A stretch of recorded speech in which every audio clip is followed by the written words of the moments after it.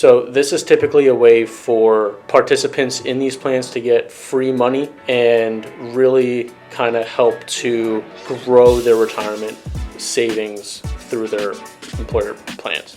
Hi, my name is George Sardakis. I am an associate at Vincent Hirsch Financial Services. We are a family-owned and operated financial services firm. We've been in practice for just about 8 decades. And today we're going to go over retirement planning and advanced strategies. And we're going to go through some more complex topics and maybe some things that we may have heard of, maybe some not. As always, if anyone has any questions, we're always open to calls. We're always open to comments, questions, concerns, etc. So let's dive right in. Today we're going to go over retirement plan basics, kind of a 101 surface level topics. We're going to go over advanced planning techniques, which we'll obviously get into a little later. And then finally, we're going to go over income in retirement and kind of some distribution strategies that we put together when considering retirement planning. So first and foremost, we're going to go over retirement accounts. And we have a bunch of different types. We're going to start with employer-sponsored plans. We're going to start by talking about our 401ks, our 403bs, 457s. 401k, 403b are typically those employer-sponsored plans that may offer a match. 401ks are the private version of 403bs, and what I mean by that is if we work for a for-profit corporation or employer, think of something in the tech sector or pharmaceuticals, for example. These are typically for-profit corporations. They will offer a 401k. Those are typically more common than a 403b, which are offered by not-for-profits. So think of schools, hospitals. Sometimes we'll see them in municipalities, etc. 457s are typically state and governmental, or for state and governmental employees, such as police officers, firefighters, maybe people who work in the courthouses, things or employees like that. Characteristic of employer-sponsored plans are the match. So typically how this works is you may have your employer offer a 5% match. But what does that mean? That means that for every dollar we contribute, our employer will match that up to 5% of our salary. So if we contribute 10% of our salary, then our employer will match 5% in this example. If we contribute 3%, our employer is only going to match 3%. So this is typically a way for participants in these plans to get free money and really kind of help to grow their retirement savings through their employer plans. And then finally, and we'll get to this in a couple of slides, we have our annual contribution limits, which are defined for 2025. The 2026 numbers I don't believe have come out yet, and catch-up limits for those participants who are over 50 years of age.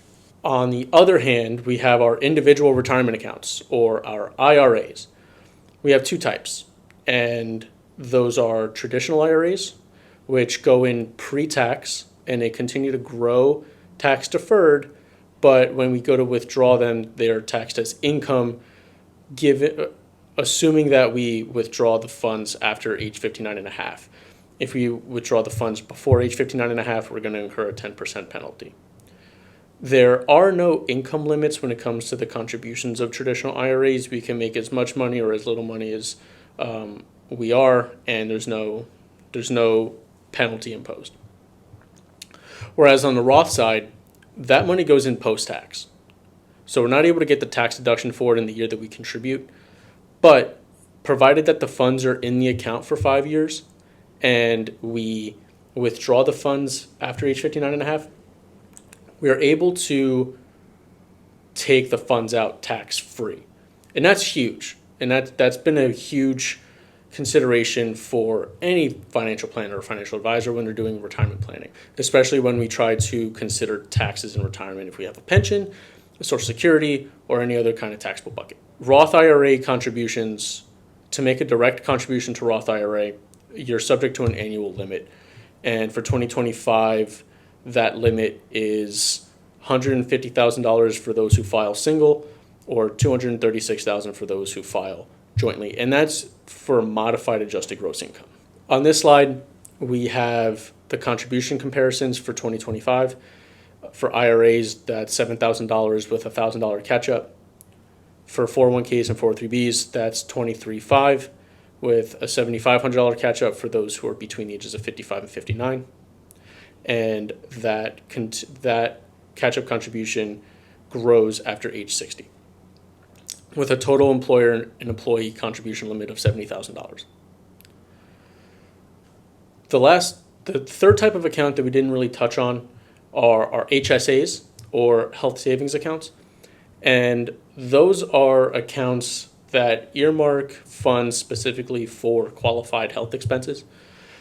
What happens is with these, the funds go in pre-tax, and given that we use the funds for a qualified health expense, they're actually used tax-free.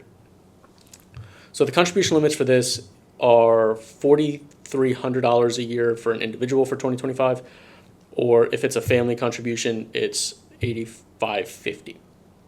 And then again, we have a $1,000 catch-up contribution for those who are 55 or above. Some key concepts that we note when it comes to retirement accounts are the ideas of pre-tax and after-tax, which essentially means that if we make a contribution in a year and the contribution is made pre-tax, then we're able to make the tax deduction for it in the year in which the funds are contributed. Versus after-tax, we don't get the tax benefit for it now, because the idea is that we're getting that benefit later. Vesting schedules for employer-sponsored plans essentially define when we're entitled to the funds. So as an example, if we work for an employer and they impose a 2-year vesting schedule on their match, what essentially that means is that you have to fit the criteria, whatever that may be, whether it's working for the employer or being enrolled in the plan for 2 years. That's when we essentially get the money that was matched by our employer. So if I leave a job and I leave the job before the funds vest, then I'm not entitled to that when I leave if I chose to roll it out. Versus if I leave a position, leave a job after the vesting schedule, after the vesting period, then I would be entitled to roll the funds out because I've met that criteria. When we talk about portability for employer-sponsored plans, essentially what that means is that when we change jobs, we can either roll those funds into the new plan or into our IRA, or, and this is typically the last case scenario, just due to the tax implications, we may cash out the funds and assume that. What happens in that regard is we may impose whatever premature penalty is imposed, if that were applicable, and also any tax implications that may be imposed, which which may affect our taxable gross income for that year. Next, we're going to talk about advanced planning techniques and some cool strategies that can be considered when discussing retirement planning. First of which is going to be our backdoor Roth, which is a non-deductible traditional IRA contribution. So what happens is we make the contribution into a traditional IRA, and then we take those funds and then we convert it to a Roth IRA. This is typically done if an individual makes too much money to directly contribute to a Roth IRA and can still make a contribution to a traditional IRA. So we make the contribution to traditional, and then we convert it to Roth, essentially building up that Roth bucket. When we discuss a mega backdoor Roth, it's essentially the same concept, except it's using after-tax 401k dollars to make an in-plan Roth contribution. Now, we have to be careful when we consider this because every plan is constructed differently. So we need to inquire with our plan administrator at the employer level to see if our plan allows for this. Finally, this is something that a lot of people are familiar with the concept or the term, but may not understand the concept, is that of a Roth conversion. With a Roth conversion, we take money that's already in traditional assets, whether it's a 401k or a traditional IRA, and we withdraw the money from there and then we convert it to Roth. Now, there is a taxable event that occurs there, and we may incur a penalty depending on the age that it's done. But you're essentially paying the taxes upon the conversion, and you're taking it from traditional and you're going to be putting into Roth, where it's assumed to grow, continue to grow, and you'll be able to assume the funds post-tax or tax-free. Now, we have to be very careful with each of these strategies when it comes to the tax considerations. So when working with an advisor or working with a planner, make sure to consult your CPA or a qualified accountant in order to understand what the tax implications may be for each of these strategies. Speaking of taxes, there have been some updates to tax legislation as per Secure 2.0 a couple of years ago. We have an increase in the RMD age, which is now age 73, and is scheduled to rise to age 75 by 2033. We also have Roth catch-up contributions for higher earners, and those catch-up contributions are going to start in 2026 as the IRS has finalized those rules in the transition. We also have new limits on HSA contributions, which is, as we defined before, $4,300 and for an individual and $8,550 for any familial contributions. And qualified medical withdrawals are considered tax-free now or later. With regards to employer stocks and equity compensation, whether it's an ESPP, an NSO, or an ISO, we were able to coordinate deferral and diversification for tax timing. And that's a consideration we take when it comes to retirement planning, because we want to make sure that we don't fall outside of our tax bracket and or affect any Medicare that we may be assuming, provided that we are working past age 65. And finally, there are additional self-employed retirement options that we consider, such as SEP IRAs or solo 401ks that can be implemented with a retirement plan strategy, just to continue to maximize the amount that we are able to contribute and save for retirement. Now, we turn to the income side of things. So we've already talked about the saving side of things. Now we're going to take a look at the retirement income portion. So we first address bucket theory or bucketing, which is what money are we going to need allocated for the short term, so within the next year. What are we going to need within the next 2 to 7 years, and that would be our midterm bucket, so we can be a little more aggressive with that in terms of growth, but we still want to make sure that we are taking some consideration in terms of stability or fixed income. And then finally, any long-term funds that we need outside of that time range, we continue to grow in a more aggressive fashion, just because it's going to be a little bit until we need those funds. When it comes to tax considerations in retirement, there are taxable buckets, such as our pre-tax qualified, our traditional money, which is taxed as income when we take it in retirement. We have Roth buckets, which, as we defined before, is after taxes or after tax contribution and a tax-free withdrawal. So really focusing on that tax-free element in retirement. And then after tax, which is essentially same idea as Roth when you make the contribution post-tax, but instead of growing tax-free, it will assume capital gains tax, which is at a lesser rate than income upon withdrawal. And when we look at retirement income and retirement distribution strategies, we try to make sure that we consider all three of these angles and really make sure that we are as tax efficient as possible, just because there are considerations in retirement such as Medicare. Finally, we discuss required minimum distributions, which, as before, they will start at age 73, and the first RMD is always taken by April 1st of the year after reaching age 73. So if I turn age 73 in 2025, even though I don't look it, my first RMD would need to be assumed by April 1 of 2026.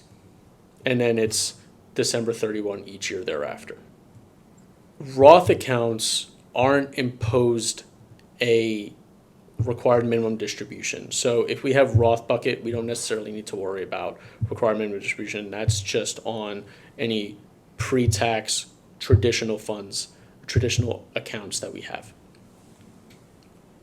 And when we look at retirement income planning and strategy, there are a couple of different buckets that we consider, such as Social Security, pensions, annuities. Those are our guaranteed elements. Those are funds that are guaranteed in retirement. You're guaranteed Social Security. If you're lucky and fortunate enough to have a pension, that's guaranteed income.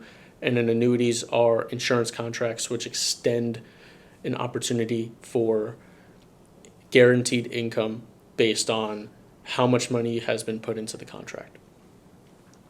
We also consider withdrawals from various accounts. We spoke about the traditional accounts, right? Those are our income tax withdrawal accounts. We have Roth accounts, which again are tax-free. And then we also have our after-tax capital gains buckets, which again are cap gains. So we try to consider all of these four elements thus far in concert with one another just to make sure that we manage our taxes appropriately. And then finally, there are some clients that, or some people just in general in retirement who either get bored or they just feel like they need to supplement their income, so they take on part-time employment. Now, there is a consideration with regards to how many hours they can work and how much they're able to earn without affecting Social Security before full retirement age. And again, these are things that we consider when doing planning. So just to wrap up, we did go over a bunch of different things, such as our retirement accounts. We went over different sources of retirement income, and then we also went over the tax implications that are associated with these different mechanisms in retirement. I do want to take a moment to thank you all for watching. Retirement planning is something that doesn't necessarily start at retirement. It starts in the years preceding.